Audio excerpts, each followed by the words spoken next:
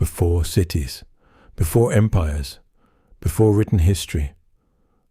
There was hunger, humans wandered, they hunted, they gathered, they survived. But survival was never enough.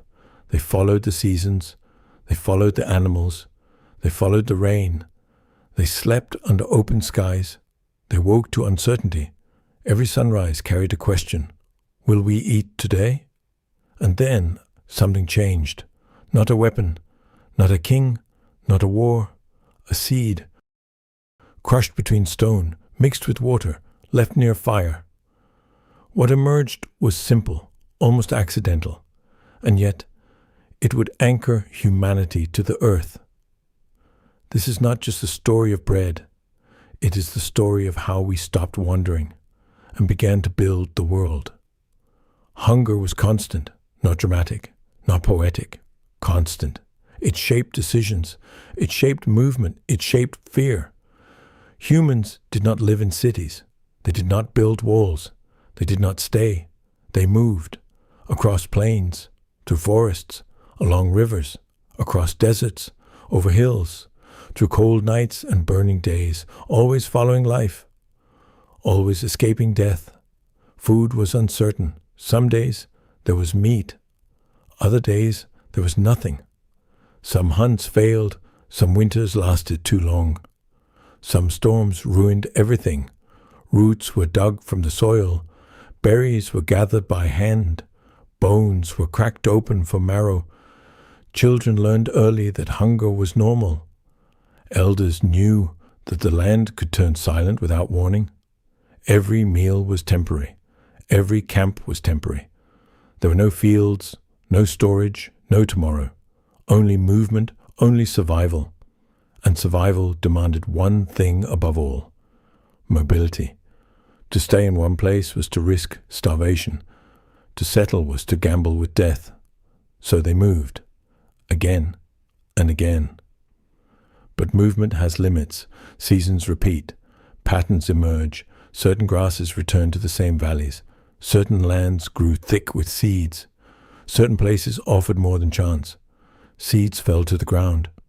And sometimes they grew. At first, it was observation. Grasses returning to the same places. Grains ripening under the sun. Food that did not run away. Food that waited. This was different. It did not need to be chased. It did not fight back. It did not disappear overnight.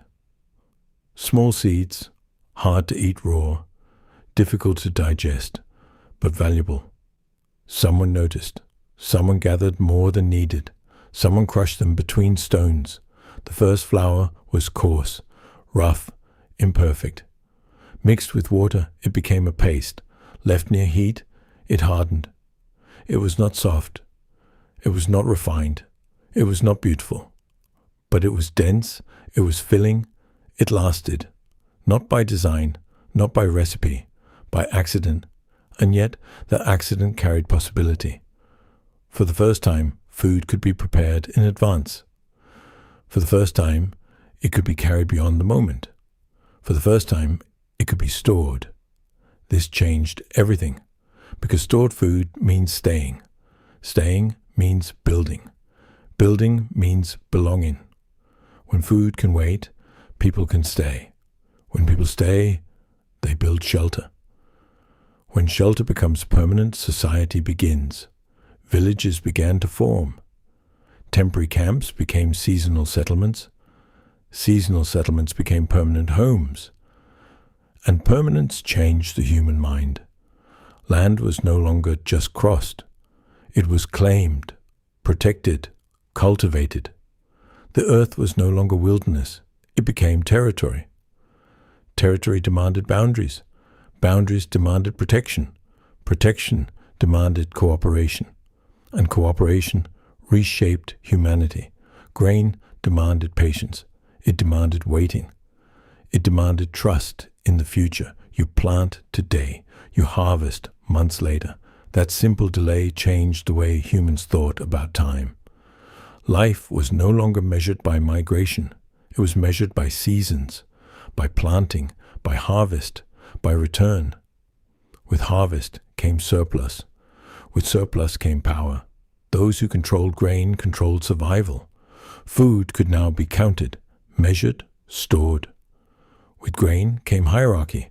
Not everyone farmed, some protected, some organized, some commanded, some owned.